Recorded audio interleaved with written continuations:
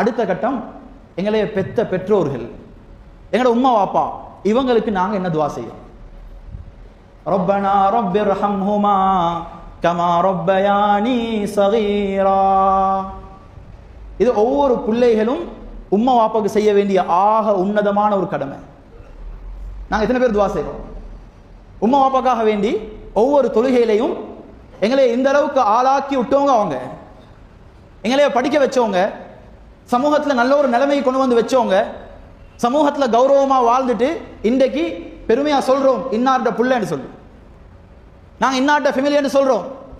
அந்த கௌரவத்தை தந்துட்டு போனவங்க அவங்க, அவங்களுக்காக என்ன துவா செஞ்சோம்? அல்லாஹ் குர்ஆன்ல சொல்றான், ஒவ்வொரு பிள்ளைகளும் பெற்றோருக்கு கேட்க வேண்டிய துஆ ரப்பிர்ஹம்ஹுமா கமா ரப்பயானி ஸகீரா. சின்ன வயசுல எங்களோட எப்படி இரக்கமாக நடந்தாங்களோ அதை போல இப்ப அவர்களோட இரக்கமாக நட ரப்பே, அவர்களோட இரக்கமாக நடந்துக்கோ என்றது ஒவ்வொரு பிள்ளைகளும் கேட்க வேண்டிய துஆ.